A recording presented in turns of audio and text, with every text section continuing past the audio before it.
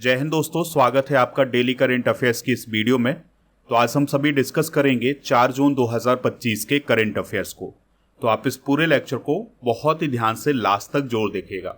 ये लेक्चर आपके हर एक एग्जाम के लिए बहुत ही यूजफुल है, चाहे आप आरआरबी एनटीपीसी की तैयारी कर रहे हों, रेलवे, बैंकिंग और यूपीएससी या फिर किसी भी स्टेट एग्जाम की, तो उन सभी के लिए ये वीडियो काफ़ी यूजफुल है। आप इसे लास्ट तक देखिएगा। लास्ट में एक क्वेश्चन पूछा जाएगा जिसका आंसर आपको कमेंट बॉक्स में बताना है। तो पहला और इम्पोर्टेंट क्वेश्चन है, करोल नवरोकी ने किस देश का राष्ट्रपति चुनाव जीता है? आंसर हो जाएगा इसका पोलैंड। तो दोस्तों, पोलैंड में अभी हाल ही में राष्ट्रपति चुनाव हुए थे और उसमें करोल नवरोकी ने जीत हासिल की है। करोल नवरोकी को डोनाल्ड ट्रंप का समर्थक भी माना जाता है, इस पॉइंट को भी आप याद रखिएगा। और वो राष्ट्रपति के रूप में आंद्रेज डूडा की जगह लेने वाले हैं, यानी अभी तक आंद्रेज डूडा पोलैंड के राष्ट्रपति हैं, अब कौन बन जाएंगे? करोल नवरोकी।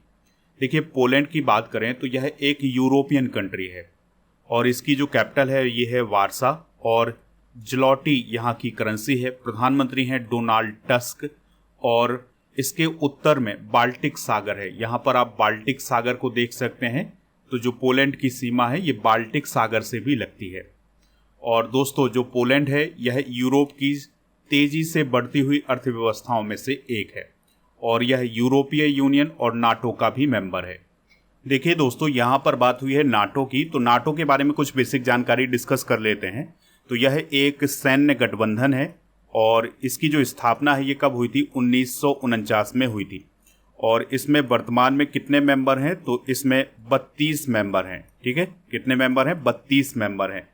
और दोस्तों, आपको ये याद रखना है कि इसका जो हेडक्वार्टर है ये बेल्जियम की राजधानी ब्रुसेल्स में। आपसे नाटो के बारे में एक और क्वेश्चन पूछा जा सकता है कि नाटो का सबसे नया मेंबर कौन है? तो दोस्तों, नाटो का जो सबसे नया मेंबर है वो है स्वीडन, जो कि 2024 में शामिल हुआ था। ठीक है, तो इस प्रकार से ये जानकारी भी आप नोट कर। अच्छा, यहाँ पर यूरोपीय यूनियन की भी बात हो रही है। तो दोस्तों, यूरोपीय यूनियन में 27 सदस्य हैं और इसकी जो स्थापना है ये 1993 में हुई थी। अगला क्वेश्चन है, संयुक्त राष्ट्र महासभा यानी यूनाइटेड नेशन जनरल असेंबली के 80वें सत्र की अध्यक्ष किसे चुना गया है? तो इस क्वेश्चन का जो राइट आंसर हो जाएगा वो हो जाएगा एना-लेना बैरबॉक।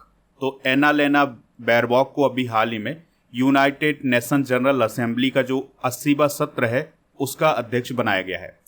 देखिए दोस्तों, जो यूनाइटेड नेशन जनरल असेंबली होती है इसका 1 साल का सत्र होता है। ठीक है, तो इस साल जो सत्र शुरू होगा ये 80वां सत्र होगा और हर सत्र के लिए एक अलग अध्यक्ष बनता है। तो 80वें सत्र के लिए जो अध्यक्ष बनाई गई हैं वो बनाई गई हैं एना-लेना बैरबॉक। ठीक है, और इनका संबंध किस देश से है? तो ये जर्मनी से संबंधित हैं और ये जर्मनी की पूर्व विदेश मंत्री हैं। तो अब इन्हें संयुक्त राष्ट्र महासभा के 80वें सत्र का अध्यक्ष बनाया गया है। अब इनके बारे में आप और क्या याद रख सकते हैं कि वह पश्चिमी यूरोपीय समूह से पहली महिला अध्यक्ष बनी है और एना-लेना बैरबॉक महासभा का नेतृत्व करने वाली 5वीं महिला बनी है, यानी कि वो 5वीं ऐसी महिला है जो संयुक्त राष्ट्र महासभा के सत्रों की अध्यक्षता कर रही हैं। उनका जो कार्यकाल होगा वो सितंबर 2025 से शुरू होगा। देखिए दोस्तों, महासभा की अध्यक्षता हर साल अलग अलग क्षेत्रीय समूहों को दी जाती है। तो इस साल जो अध्यक्षता दी गई है यह पश्चिमी यूरोपीय और अन्य समूहों यानी WEOG को दी गई है। तो उनकी तरफ से, यानी कि इस समूह की तरफ से चुनी गई है कौन? एना-लेना बैरबॉक। यहाँ पर आप उन्हें देख सकते हैं। बात करते हैं संयुक्त राष्ट्र महासभा की। तो संयुक्त राष्ट्र महासभा जो है वो यूनाइटेड नेशन का एक प्रमुख अंग है और यूनाइटेड नेशन जनरल असेंबली में जितने भी इसके मेंबर हैं, यानी कि जो 193 मेंबर हैं, इनका समान प्रतिनिधित्व होता है, यानी कि सभी की तरफ से यहाँ पर प्रतिनिधि होते हैं। इसे विश्व की लघु संसद भी कहा जाता है क्योंकि इसमें सभी देशों को बराबर मताधिकार मिलता है। 1945 में इसकी स्थापना हुई थी संयुक्त राष्ट्र के गठन के समय। इसका जो मुख्यालय है वो न्यूयॉर्क, अमेरिका में है। और संयुक्त राष्ट्र महासभा का कार्य क्या होता है? तो अंतर्राष्ट्रीय शांति और सुरक्षा पर चर्चा करना, नए सदस्य देशों को शामिल करना और नीतियां बनाना और संयुक्त राष्ट्र के बजट को मंजूरी देना। यानी कि जो संयुक्त राष्ट्र होता है उसका सबसे प्रमुख अंग कौन होता है? संयुक्त राष्ट्र महासभा। चलिए अब संयुक्त राष्ट्र यानी यूनाइटेड नेशन के बारे में भी डिस्कशन कर लेते हैं। तो संयुक्त राष्ट्र एक इंटरनेशनल ऑर्गेनाइजेशन है और इसका काम होता है विश्व शांति, सुरक्षा और सहयोग को बढ़ावा देना। इसकी स्थापना 24 अक्टूबर 1945 को हुई थी, द्वितीय विश्व युद्ध के बाद। इसलिए आपको याद रखना है कि 24 अक्टूबर को संयुक्त राष्ट्र दिवस भी मनाया जाता है। और इसके मेंबर की बात करें तो 193 इसके मेंबर हैं और इसका मुख्यालय न्यूयॉर्क, अमेरिका में है।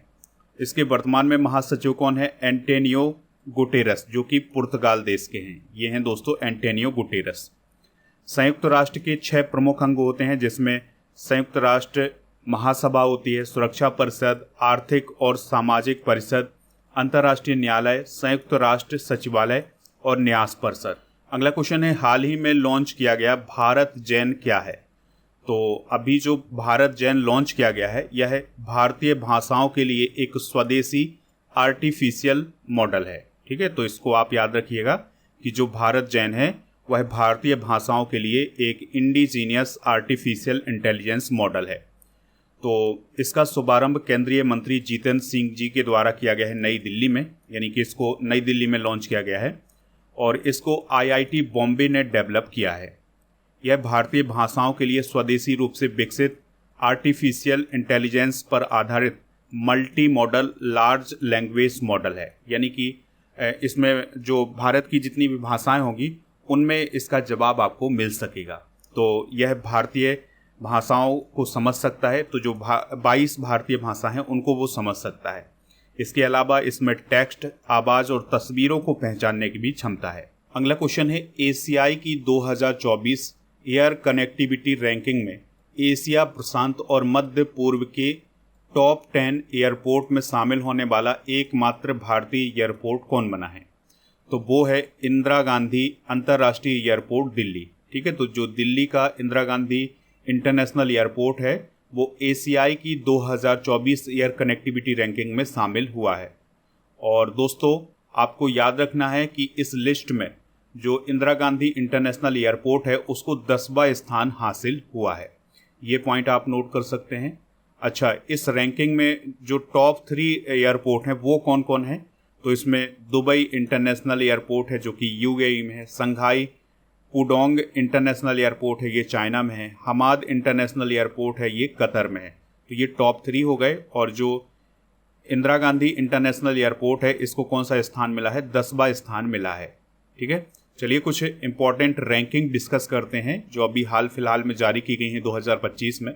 जैसे विश्व प्रेस स्वतंत्रता सूचकांक 2025 को जारी किया गया था, इसमें भारत की रैंक है 151, जबकि पहला स्थान नॉर्वे को मिला है। ह्यूमन डेवलपमेंट इंडेक्स 2025 में भारत की रैंक है 130 और पहला स्थान किसे मिला है? आइसलैंड को। सबसे बड़ी अर्थव्यवस्था 2025 की बात करें तो 2025 में भारत की जो रैंक है वो है 4थी और पहला स्थान अमेरिका को है, यानी कि दुनिया की सबसे बड़ी अर्थव्यवस्था अमेरिका है और 4थी सबसे बड़ी अर्थव्यवस्था कौन बना है? वो बना है इंडिया। विश्व खुशहाली सूचकांक 2025 में इंडिया की रैंक 118, पहले स्थान पर फिनलैंड है। ग्लोबल टेररिज्म इंडेक्स 2025 में भारत की रैंक 14 है, पहले स्थान पर बुर्किना फासो है, यानी कि सबसे ज़्यादा जो आतंकवाद है वो बुर्किना फासो में है, यानी आतंकवाद से जो प्रभावित है वो है बुर्किना फासो और भारत 14वें नंबर पर है। भ्रष्टाचार धारणा सूचकांक 2024 अभी हाल ही में जारी किया गया था, इसमें भारत 96वें स्थान पर रहा है, जबकि पहले स्थान पर डेनमार्क रहा है। तो ये सभी इंडेक्स आप नोट कर सकते हैं, ये आपके एग्जाम में पूछे जाएंगे। अगले क्वेश्चन को डिस्कस करते हैं, खीर भवानी मेला किस मंदिर में आयोजित किया गया है? तो माता रागन्या देवी मंदिर में अभी हाल ही में खीर भवानी मेला आयोजित किया गया है। तो जम्मू कश्मीर के गांदरबल जिले के तुलमुला गांव में स्थित माता रागन्या देवी मंदिर में खीर भवानी मेला अभी हाल ही में आयोजित किया गया है। ठीक है, तो इसकी शुरुआत 3 जून 2025 को की गई है। दोस्तों यह जो मंदिर है यह कश्मीरी हिंदुओं की कुल देवी को समर्पित है, यानी कि जो कश्मीरी हिंदू हैं उनकी जो कुल देवी हैं उसको समर्पित है ये रागन्या देवी मंदिर। दोस्तों जो श्रद्धालु होते हैं वो इस मंदिर में खीर का प्रसाद चढ़ाते हैं, जिससे इस मंदिर का नाम खीर भवानी पड़ गया है। ठीक है, और इसी के नाम पर खीर भवानी मेला लगता है। इस मंदिर का निर्माण महाराजा प्रताप सिंह ने 1912 में कराया था और बाद में महाराजा हरि सिंह ने इसका पुनर्निर्माण कराया था। तो ये फैक्ट भी आप नोट कर सकते हैं। चलिए भारत के प्रमुख मेले डिस्कस करते हैं। तो कुंभ मेला आपको पता ही है कि प्रयागराज, हरिद्वार, उज्जैन और नासिक में लगता है। पुष्कर मेला, पुष्कर अजमेर राजस्थान में लगता है। गंगा सागर मेला ये पश्चिम बंगाल में लगता है। सोनपुर मवेशी मेला ये सोनपुर बिहार में लगता है। सूरज कुंड शिल्प मेला फरीदाबाद हरियाणा में। नागौर मेला राजस्थान में लगता है। और हेमेस गोम्पा मेला ये लद्दाख में लगता है। अम्बुबाची मेला कामाख्या मंदिर असम में लगता है। और दोस्तों त्रिशूर पूर्णम ये त्रिशूर केरल में लगता है। और मेदाराम जतारा समक्का सरलम्मा जतारा ये वारंगल तेलंगाना में लगता है। अब आपको ये बताना है कि जो नौचंदी का मेला है ये कहाँ लगता है। कई बार एग्जाम में पूछा गया क्वेश्चन है, इसका आंसर आप कमेंट बॉक्स में हमें बता सकते हैं। अगला क्वेश्चन है, भारतीय नौसेना और यूरोपीय संघ नौसेना बल का संयुक्त अभ्यास कहाँ आयोजित किया गया है। तो यह अभ्यास हिंद महासागर में आयोजित किया गया है। तो इसमें इंडियन नेवी और जो यूरोपियन यूनियन की नेवी है उसने हिस्सा लिया है। और ये अभ्यास हिंद महासागर में आयोजित किया गया है। और ये कब से कब तक आयोजित हुआ है? 1 जून से 3 जून तक। और इस अभ्यास का उद्देश्य क्या है? तो इस अभ्यास का उद्देश्य है समुद्री सुरक्षा को मजबूत करना। दोस्तों इस अभ्यास में भारतीय नौसेना के जो जहाज थे वो शामिल हुए थे। इसमें यूरोपीय संघ नौसेना का एक जहाज है जिसका नाम है एंटेनियो मार्सेलिया, ये शामिल हुआ था। और रीना सोफिया नामक जो जहाज था वो शामिल हुआ था। ठीक है, तो इस प्रकार से जो छोटी छोटी चीज़ें हैं उनको भी नोट करना होता है क्योंकि क्वेश्चन कहीं से भी बन जाता है आजकल। दोस्तों चलिए 2025 के प्रमुख युद्धाभ्यास डिस्कस करते हैं। तो छठवां डस्टलेक अभ्यास 2025 भारत उज्बेकिस्तान के बीच हुआ है। चौथा टाइगर ट्रायम्फ अभ्यास 2025 भारत अमेरिका के बीच हुआ है। 14वां इंद्र अभ्यास 2025 भारत रसिया के बीच हुआ है। प्रचंड प्रहार अभ्यास 2025 भारतीय सेनाओं के द्वारा किया गया है। यानी इसमें भारतीय नौसेना, थल सेना और वायुसेना ये सभी शामिल हुए थे। एकेमी अभ्यास 2025 का आयोजन भारत तंजानिया के बीच हुआ है। 12वां खंजर अभ्यास 2025 भारत किर्गिस्तान के बीच हुआ है। ट्रोपेक्स अभ्यास 2025 भारतीय नौसेना ने आयोजित किया है। 23वां वरुण अभ्यास 2025 भारत फ्रांस के बीच हुआ है। सी ड्रैगन अभ्यास एक बहुराष्ट्रीय अभ्यास था जो 2025 में आयोजित किया गया है। 6वां धर्म गार्जियन अभ्यास 2025 आयोजित किया गया है भारत जापान के बीच में। अगला क्वेश्चन है, ग्लेशियरों के संरक्षण पर अंतर्राष्ट्रीय सम्मेलन 2025 किस देश में आयोजित किया गया है? तो यह तजाकिस्तान में आयोजित किया गया है। तो ग्लेशियरों को किस प्रकार से बचाया जाए इसके लिए अभी हाल ही में एक अंतर्राष्ट्रीय सम्मेलन आयोजित किया गया है तजाकिस्तान के दुशांबे शहर में। ठीक है, इसका उद्देश्य था कि ग्लेशियरों के तेजी से पिघलने पर वैश्विक चिंता व्यक्त करना। यानी कि जो ग्लेशियर पिघल रहे हैं उस पर किस प्रकार से काम किया जाए इसके लिए चर्चा करने के लिए ये सम्मेलन आयोजित किया गया था। देखिए दोस्तों कुछ और इम्पोर्टेंट करंट अफेयर्स डिस्कस करते हैं। तो अर्जेंटीना में स्थित जो पेरितो मोरेनो ग्लेशियर है इसका एक बहुत बड़ा हिस्सा भी हाल ही में टूटा है जो कि न्यूज़ बना हुआ था। जलवायु परिवर्तन के कारण नेपाल में जो याला ग्लेशियर है ये 2040 तक समाप्त हो जाएगा और इसे मृत भी घोषित कर दिया गया है। 21 मार्च को विश्व ग्लेशियर दिवस मनाया जाता है, इस पॉइंट को आप नोट कर रहे हैं। वेनेजुएला सभी ग्लेशियरों को खोने वाला पहला देश बन गया है। यानी वेनेजुएला के जितने भी ग्लेशियर थे वो सभी समाप्त हो गए हैं। ठीक है, और भारत का सबसे बड़ा ग्लेशियर कौन है? सियाचिन ग्लेशियर। अगला क्वेश्चन है, इंदिरा गांधी और भारत को बदलने वाले वर्ष नामक पुस्तक को किसने लिखा है? तो इसको लिखा है श्रीनाथ राघवन ने। तो दोस्तों इस पुस्तक को हिंदी में बोलेंगे इंदिरा गांधी और भारत को बदलने वाले वर्ष, और इंग्लिश में बोलेंगे Indira Gandhi and the years that transform India. तो इस पुस्तक को लिखा किसने है? श्रीनाथ राघवन ने। इस किताब में आपातकाल का विश्लेषण किया गया है और इस पुस्तक में इंदिरा गांधी के शासनकाल और उस समय की जो राजनीतिक घटनाएं हैं उनको समझने में मदद मिलेगी। इंदिरा गांधी के शासनकाल के दौरान भारत में आपातकाल 25 जून 1975 से 21 मार्च 1977 तक लागू रहा है। आपातकाल के दौरान भारत के राष्ट्रपति कौन थे? फखरुद्दीन अली अहमद। केंद्र सरकार ने 25 जून को अभी हाल ही में संविधान हत्या दिवस के रूप में मनाने की घोषणा की है क्योंकि 25 जून को भारत में आपातकाल लागू हुआ था। चलिए दोस्तों कुछ आत्मकथाएं डिस्कस करते हैं जो आपके एग्जाम में पूछी जा सकती हैं। तो जैसे द डिस्कवरी ऑफ इंडिया किसकी ऑटोबायोग्राफी है, तो जवाहरलाल नेहरू की। My experiment with truth Mahatma Gandhi की। Long walk to freedom Nelson Mandela की। Wings of fire doctor APJ Abdul Kalam की। The diary of a young girl Anne Frank की। Playing it my way Sachin Tendulkar की। और dreams from my father Barack Obama की। तो ये सभी आत्मकथाएं आप नोट कर सकते हैं, यहाँ से क्वेश्चन भी पूछा जा सकता है एग्जाम में। अगला क्वेश्चन है विश्व डोपिंग रोधी एजेंसी यानी वर्ल्ड एंटी डोपिंग एजेंसी, जिसे शॉर्ट में बाडा बोला जाता है, कि अध्यक्ष के रूप में तीसरी बार किसे चुना गया है? तो आंसर हो जाएगा विल टोल्ड बांका। तो विल टोल्ड बांका जो हैं वो बाडा के अध्यक्ष अभी हाल ही में बनाए गए हैं। इसके अलावा जो यांग यांग हैं ये इसकी उपाध्यक्ष बनी है। तो विल टोल्ड बांका बाडा के अध्यक्ष और यांग यांग उपाध्यक्ष चुनी गई हैं। बात करते हैं वाडा की, तो इसकी स्थापना 1999 में हुई थी। हेडक्वार्टर इसका मॉन्ट्रियल कनाडा में है।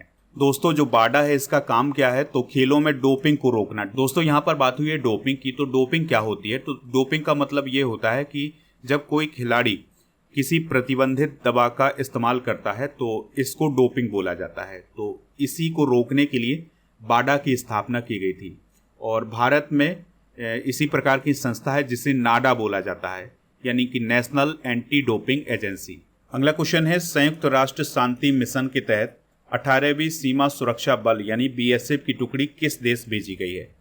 तो ये टुकड़ी भेजी गई है कॉन्गो देश। ठीक है, तो बीएसएफ की जो टुकड़ी है संयुक्त राष्ट्र शांति मिशन के तहत किस देश गई है? कॉन्गो देश गई है। तो कॉन्गो का जो बेनी नामक स्थान है वहां पर ये बीएसएफ की टुकड़ी गई है। इसमें 160 सैनिक शामिल हैं। अब कॉन्गो की बात करें तो यह एक अफ्रीकी देश है और यहाँ पर सशस्त्र संघर्ष हो रहा है और बड़े पैमाने पर यहाँ से विस्थापन हो रहा है। तो इसी के लिए ये बीएसएफ की टुकड़ी वहाँ पर गई है। दोस्तों हाल ही में संयुक्त राष्ट्र शांति मिशन के दौरान शहीद होने वाले अमिताभ झा और संजय सिंह को हैमर सॉल्ट मेडल भी दिया गया है। ठीक है, और संयुक्त राष्ट्र के द्वारा 29 मई को अंतर्राष्ट्रीय शांति सैनिक दिवस मनाया जाता है। अब कॉन्गो की बात कर लेते हैं, तो यहाँ पर आप democratic Republic of the Congo देख पा रहे हैं। तो ये अफ्रीका कॉन्टिनेंट में है। किंशासा इसकी कैपिटल है। फेलिक्स सेसिकेदी यहाँ के अध्यक्ष मतलब राष्ट्रपति हैं। ठीक है, प्रधानमंत्री कौन है? जूडिथ सुमिनवा। और यहाँ की करेंसी क्या है? कॉन्गोलेस फ्रैंक। तो ये थे दोस्तों आज के करंट अफेयर्स के क्वेश्चन। आप स्टडी करके ऐप को इंस्टॉल कर लें, इसका लिंक डिस्क्रिप्शन बॉक्स में दिया गया है। तो यहाँ पर आपको मंथली करंट अफेयर्स की ई बुक मिल जाएगी मई 2025 की। तो इसको आप प्राप्त कर सकते हैं हिंदी इंग्लिश दोनों मीडियम में। और दोस्तों इसके अलावा ये जो ई बुक आपको दिखाई दे रही ये ई बुक भी आपको मिल जाएंगी। ऐप पर कोर्स एंड पीडीएफ वाले ऑप्शन पर राजा गुप्ता सर का जो अर्जुन जीएस फाउंडेशन बैच है ये मिल जाएगा। तो इसके लिए कूपन कोड यूज कर सकते हैं अर्जुन 500, तो आपको छूट भी मिल जाएगी। इसके अलावा जीके जीएस फाउंडेशन बैच भी आपको ऐप पर ही मिल जाएगा, तो इसको भी प्राप्त कर सकते हैं। चलिए कल के करंट अफेयर्स को डिस्कस करते हैं। तो सैंटियागो पेना किस देश के राष्ट्रपति हैं जो भारत की अपनी पहली यात्रा पर आए थे? पराग्वे। लुइस मोंटेनेग्रो किस देश के फिर से प्रधानमंत्री बने हैं? पुर्तगाल। और IATA की 81वीं वार्षिक बैठक कहाँ आयोजित की गई है? नई दिल्ली। तीसरा, लेवेंडर महोत्सव 2025 कहाँ आयोजित किया गया है? जम्मू कश्मीर। कर्नाटक में तंबाकू खरीदने के लिए न्यूनतम आयु 18 वर्ष से बढ़ाकर कितनी कर दी गई है? 21 वर्ष। और भारत का पहला AI विशेष आर्थिक क्षेत्र कहाँ स्थापित किया जाएगा? नवा, रायपुर, छत्तीसगढ़ में। केंद्रीय गृह मंत्री अमित शाह ने नई केंद्रीय फॉरेंसिक विज्ञान प्रयोगशाला का उद्घाटन कहाँ किया है? कोलकाता। तेलंगाना स्थापना दिवस कब मनाया जाता है? 2 जून को। दक्षिण एशिया की सबसे बड़ी बैटरी ऊर्जा भंडारण प्रणाली कहाँ स्थापित की गई है? दिल्ली। और Thailand open international boxing tournament 2025 में भारत ने कितने मेडल जीते हैं? 8 मेडल जीते हैं। दोस्तों कोविड-19 से रिलेटेड कुछ वैक्सीन डिस्कस करेंगे और उस वैक्सीन को किसने बनाया है ये डिस्कस करेंगे। जैसे कोवैक्सीन को भारत बायोटेक और ICMR ने बनाया है। कोविशील्ड को सीरम इंस्टीट्यूट और ICMR ने बनाया है ऑक्सफोर्ड एस्ट्राजेनेका की मदद से। कोवोवैक्स को serum institute of India Pune ने बनाया है। कॉर्बोवैक्स को बायोलॉजिकल ई लिमिटेड हैदराबाद ने बनाया है। जाइकोव-डी को बनाया है जायडस कैडिला अहमदाबाद ने। और इनकोवैक को भारत बायोटेक ने बनाया है। और एनकोवैक्स को ICR और NRC ने बनाया है, और रूस की जो स्पुतनिक 5 वैक्सीन है इसको जेमेलिया रिसर्च इंस्टीट्यूट ने बनाया है। दोस्तों, कल के करंट अफेयर्स में आपसे पूछा गया था कि वास्को डिगामा का संबंध किस देश से था, तो ये पुर्तगाल का था। तो लगभग सभी लोगों ने इसका आंसर पुर्तगाल बताया हुआ है।